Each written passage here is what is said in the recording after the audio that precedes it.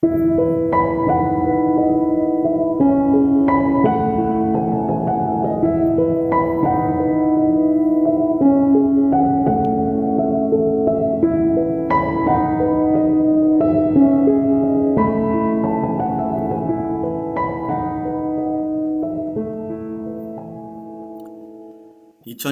10월 1일 금요일 욥기 1장 1절로 22절 말씀. 우스 땅에 욥이라 이름하는 사람이 있었는데 그 사람은 순전하고 정직하여 하나님을 경외하며 악에서 떠난 자더라. 그 소생은 남자가 7이요 여자가 3이며 그 소유물은 양이 7천이요 약대가 3천이요 소가 500결이요 암나귀가 500이며 종도 많이 있었으니 이 사람은 동방 사람 중에 가장 큰 자라. 그 아들들이 자기 생일이면 각각 자기의 집에서 잔치를 베풀고 그 누이 셋도 청하여 함께 먹고 마시므로 그 잔칫날이 지나면 욥이 그들을 불러다가 성결케 하되 아침에 일어나서 그들의 명수대로 번제를 드렸으니 이는 욥이 말하기를 혹시 내 아들들이 죄를 범하여 마음으로 하나님을 배반하였을까 함이라. 욥의 행사가 다 항상 이러하였더라. 하루는 하나님의 아들들이 와서 여호와 앞에 섰고 사단도 그들 가운데 왔는지라. 여호와께서 사단에게 이르시되 내가 어디서 왔느냐. 사단이 여호와께 대답하여 가로되 땅에 두루 돌아다니 돌아 여기저기 다녀왔나이다. 여호와께서 사단에게 이르시되 내가 내 종 욥을 유의하여 보았느냐. 그와 같이 순전하고 정직하여 하나님을 경외하며 악에서 떠난 자가 세상에 없느니라. 사단이 여호와께 대답하여 가로되 욥이 어찌 까닭없이 하나님을 경외하리이까. 주께서 그와 그 집과 그 모든 소유물을 산울로 두르심이 아니니이까. 주께서 그 손으로 하는 바를 복되게 하사 그 소유물로 땅에 널리게 하셨음이니이다. 이제 주의 손을 펴서 그의 모든 소유물을 치소서. 그리하면 정령 대면하여 주를 욕하리이다. 여호와께서 사단에게 이르시되 내가 그의 소유물을 다 내 손에 붙이오노라. 오직 그의 몸에는 내 손을 대지 말지니라. 사단이 곧 여호와 앞에서 물러가니라.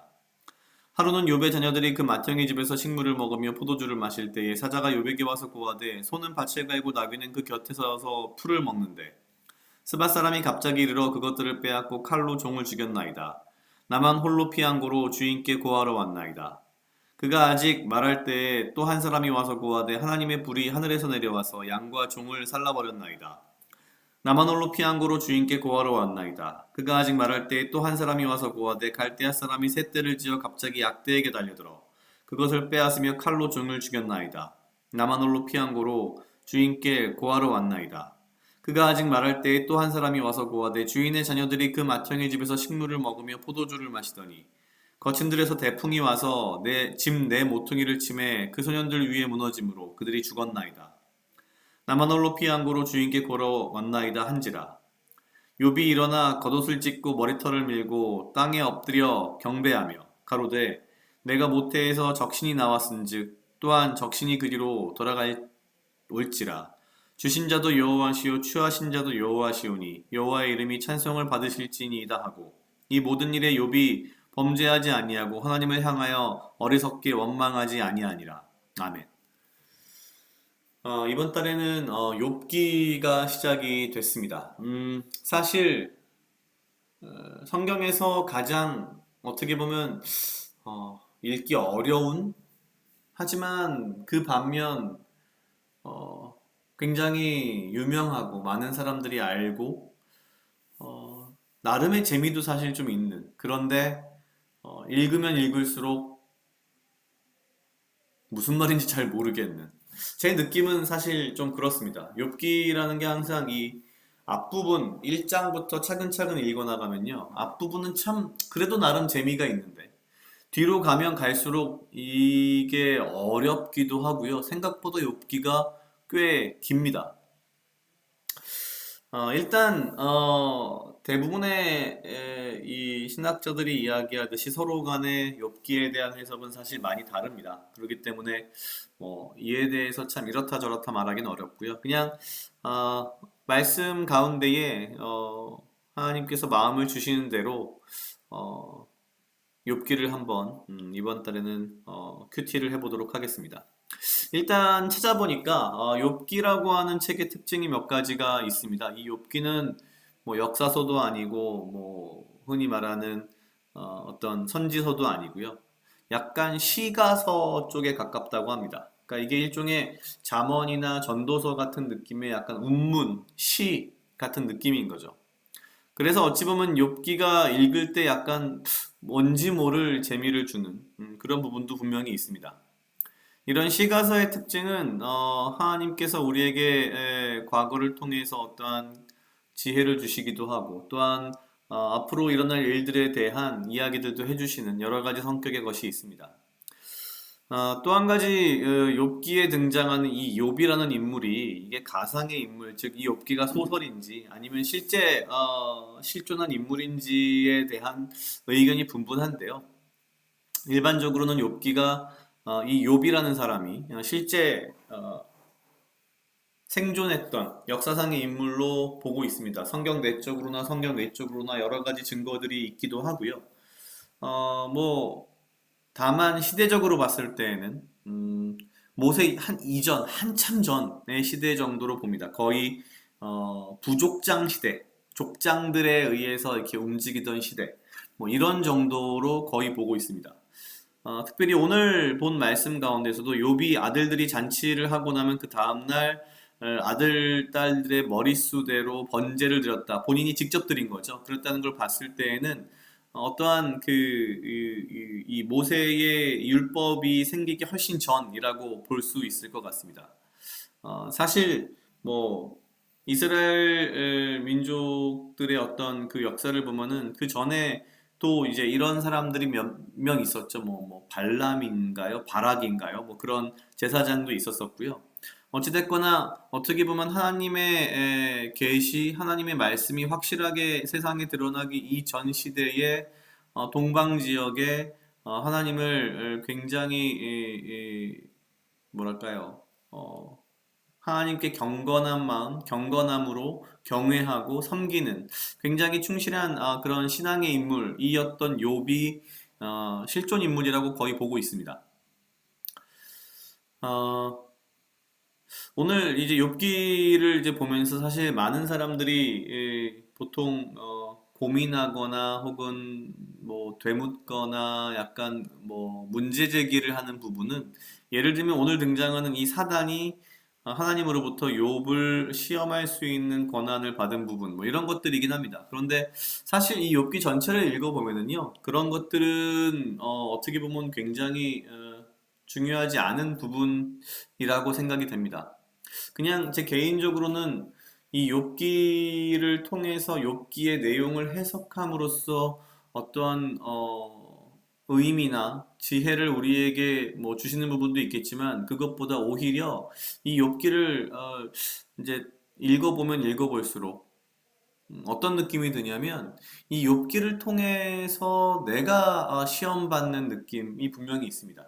무슨 얘기인가 하니 궁극적으로 이 욥기가 우리에게 던지는 첫 번째 화두는 우리가 하나님을 섬기는 것이 하나님께서 뭐랄까요? 우리가 하나님을 섬기는 것이 우리가 하나님을 사랑하기 때문인지 아니면 뭐 하나님으로부터 축복을 받기 위해서인지 혹은 하나님의 어떠한 재앙이 무서워서인지 이거에 대한 아주 근본적인 질문을 던지고 있다는 생각이 듭니다. 어찌 보면 욥기 전체는 시작부터 우리에게 큰 화두를 던지는 거죠. 이렇게 정직하고 이렇게 신앙이 바르고 하나님이 사랑하시는 자가 어느 날 갑자기 시험을 받습니다. 우리는 보통 인과응보라는 말을 잘 쓰는데요. 인과응보가 없습니다. 사실 성경은 우리가 믿는 믿음은 인과응보와는 완전 다른 얘기인 거죠. 만약에 인과응보대로 모든 것이 이루어진다면 우리는 구원받을 수도 없고 우리는 그저 죽어야만 하는 존재입니다. 오늘 욥기는 반대 의미의 인과응보가 없다는 것도 또한 보여줍니다. 그러니까 사실 어떻게 보면 내가 잘해서 축복받고 내가 잘못해서 뭐 심판받고 뭐 물론 그런 부분이 당연히 있겠지만 어, 사실 우리는 굉장히 미약한 존재이기 때문에 하나님이 왜 세상을 이렇게 창조하셨고 왜 이런 일이 욥에게 일어나는지는 우리는 알 수 없습니다. 어찌 보면 그것을 이해하고 받아들이고 그것을 믿음으로 순종하는 것이 이 욥기가 우리에게 주는 일단 기본적인 어떤 메시지가 아닐까라는 그런 생각이 들었습니다. 어찌됐거나 오늘 욥기 1장의 욥에게 벌어지는 이 첫 번째 고난을 들여다보면은요, 참 욥이란 사람이 단단한 사람이구나라는 생각이 들었습니다. 어느 날 갑자기 그의 종들이 동시다발적으로 찾아와서 보고를 하기 시작합니다. 어, 소는 밭을 갈고 나귀는 그 곁에서 풀을 먹는데 14절에 등장하는 표현인데요. 굉장히 시적이죠. 그리고 굉장히 목가적인 느낌을 주고 뭔가 굉장히 평화로운 느낌을 줍니다. 근데 그 가운데 이제 일들이 벌어지는 거죠. 갑자기 사람들이 나타나서 종들을 죽이고 하늘에서 불이 내려와서 양들을 불태워 없애버리고 또 갑자기 약대들이 다 죽어나가고 심지어 자기의 자녀들이 다 죽습니다.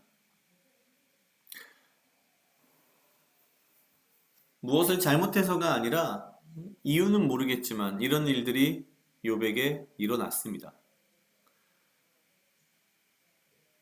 보통 웬만한 사람 같으면 하나님을 원망할 만도 한데 사실 그랬으면 아마 욥기는 아마 쓰이지도 않았을 거고 이 1장에서 끝났을 겁니다. 그런데 오늘 욥기 1장 22절 마지막에 이렇게 표현되어 있습니다. 이 모든 일이 욥이 범죄하지 아니하고 하나님을 향하여 어리석게 원망하지 아니하니라. 욥은 그렇게 신앙 고백을 합니다. 내가 맨몸으로 와서 맨몸으로 돌아가는 것처럼 나에게 주신 분도 여호와시고 내 것을 다시 가져가신 분도 여호와시다. 그러니 여호와의 이름이 오직 찬송을 받으실 것이다. 가지고 있는 재산과 자녀들의 죽음 앞에서 이러한 고백을 할 수 있다는 건 사실 굉장한 신앙적인 단단함이 있는 사람이 아니고서는 절대 할 수 없는 부분이라는 생각이 듭니다. 욥기를 보면서 자꾸 왜라는 질문을 하게 되는데요. 어쩌면 그 왜라는 질문이 나의 교만함이 아닌가라는 생각이 문득 들었습니다. 내가 알 수도 없는 것들을 내가 자꾸 왜라는 질문을 함으로써 결국 하나님에게 대항하고자 하는 것이 아닐까? 그리고 이 욥기를 통해서 그러한 나의 모습을 다시 내 스스로 들여다보게 하는 것이 어쩌면 욥기의 가장 근본적인 의미가 아닐까라는 그런 생각이 들었습니다. 각자 약 2분 정도 묵상하시겠습니다.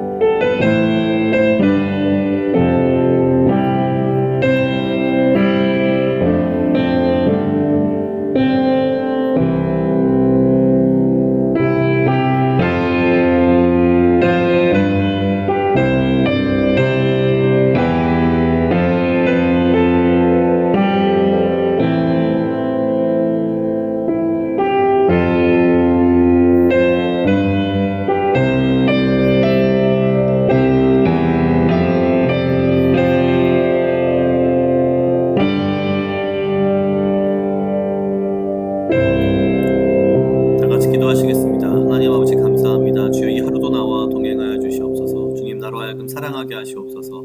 아버지여 나를 헤아려 하는 것 또한 무리들로부터 나를 지키고 보호하여 주시며 내가 오직 주님 주시는 지혜와 명철로 이 하루를 살아가고 나에게 필요한 건강과 육체적 강건함을 허락하여 주시옵소서. 주님, 내가 알 수조차 없는 것들을 가지고서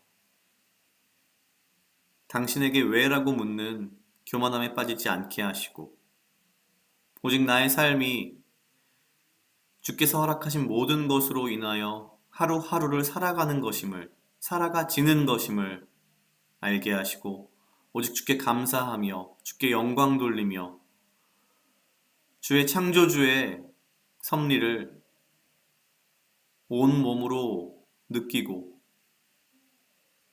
그저 주의 말씀대로 순종하며 욥처럼 살아갈 수 있도록 주여 인도하여 주시옵소서. 감사합니다. 이 모든 말씀 예수님 이름으로 기도드렸습니다. 아멘.